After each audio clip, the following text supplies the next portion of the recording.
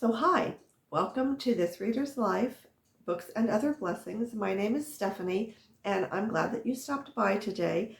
Today is Tag Tuesday, which I always get, anybody that's watched knows I get really excited about Tag Tuesday, sort of because I love the connection, the opportunity for connection, and then also because I like it when it's just a little bit guided. It keeps me more on track than if I get a chance to wander off. So that's kind of why I like them. This today is the Honest Booktuber tag, and it was created, I guess, by Harriet at Harriet Rosie 13, and I think it kind of faded away, and it's kind of on its way back in right now.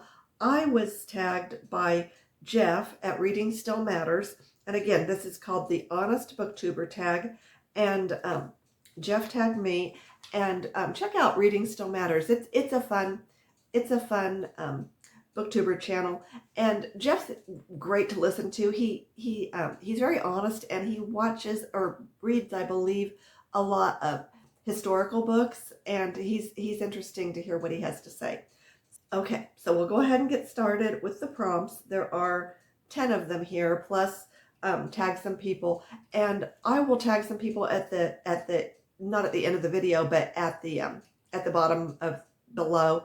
And I will also say that if you enjoy this and you would like to do it, consider yourself tagged by me and just go for it. So the first prompt is, have you ever lied about reading a book? And I cannot think of a time that I did it on purpose. I think I remember when just recently I read To Kill a Mockingbird, and I honestly thought it was a reread. I thought I had read it before, and after I'd read just a little way into it, I realized I've never read this book. And but if anyone had asked me, I would have said, "Oh yeah, I read it, when I was in high school, and I thought it was a great story." So I don't know what that was about, but it was not an intentional lie. There's no reason to lie about that kind of a thing. So the short answer is no. I have never lied about reading a book.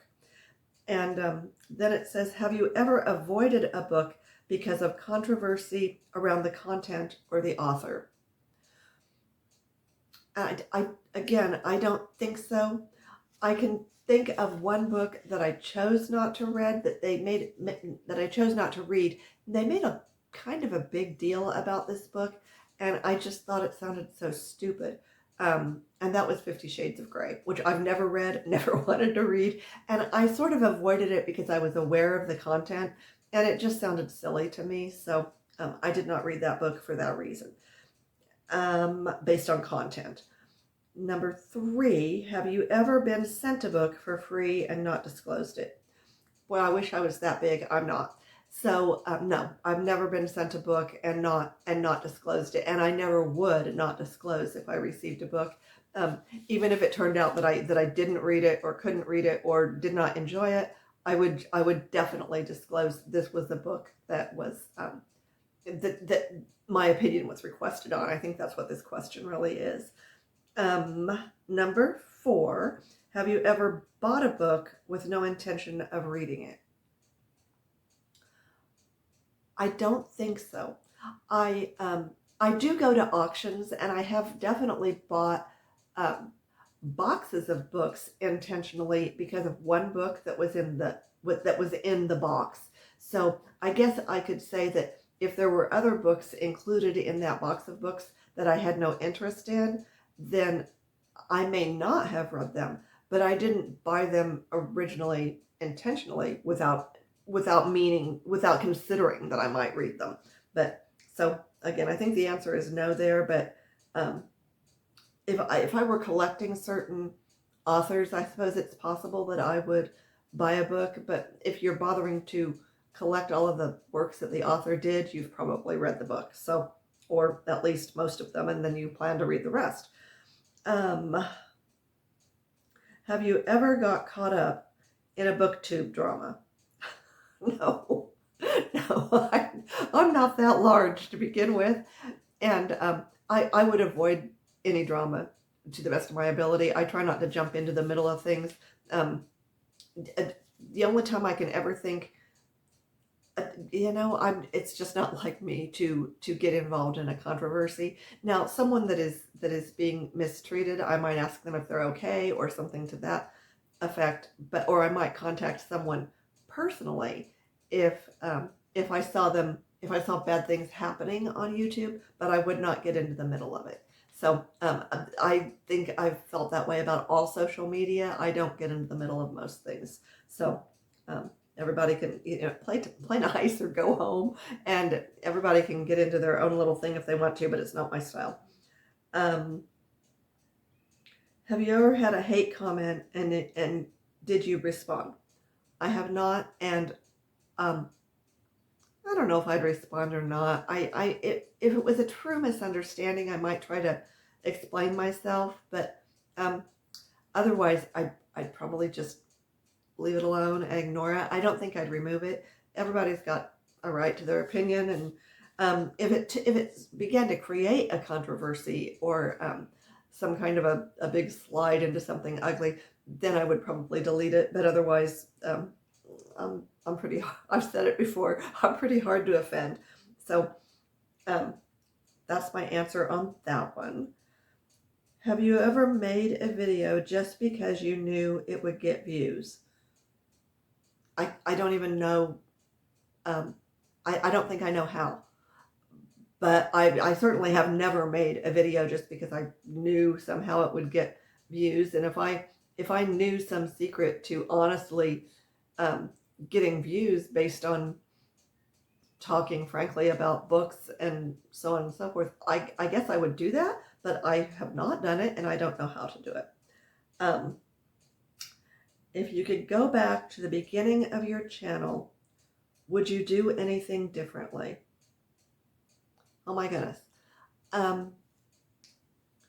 Probably quite a few things, but the first thing that I can think of is I would have decided I would have decided before I ever made a video on a video editor, and I know what I use now, and I'm relatively satisfied with it, but I'm really curious to know about other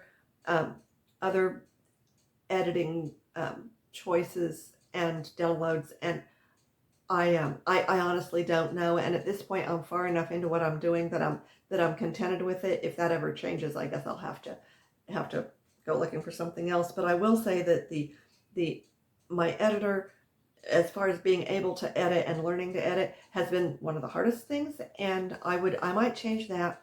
And then the other thing is, I think I would try to have done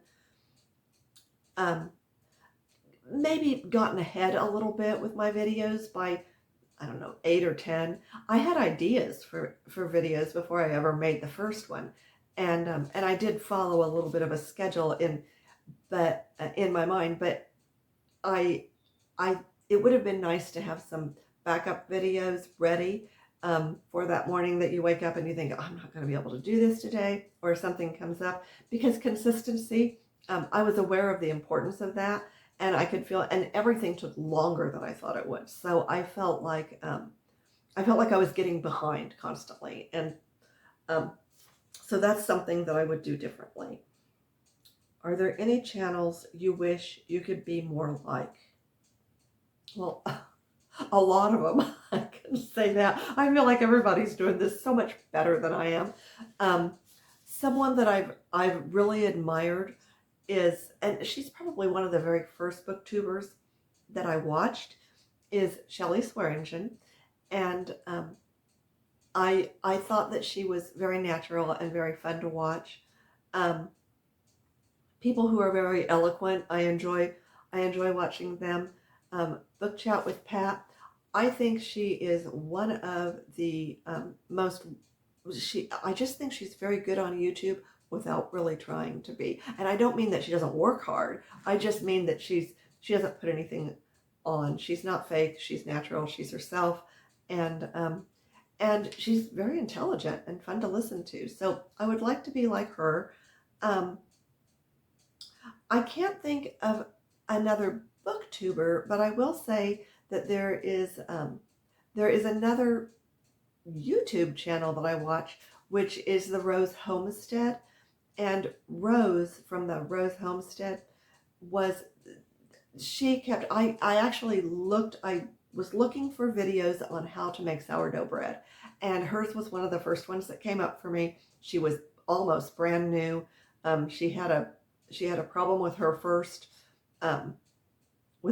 channel. It actually got like hijacked or stolen, and she sort of had to start over. I think she's doing pretty well now, and I still watch her videos from time to time, but initially watching her, again, it was that natural. She was as regular as a person could be, and I enjoyed that so much. And she kind of is the one that made me think I could do this.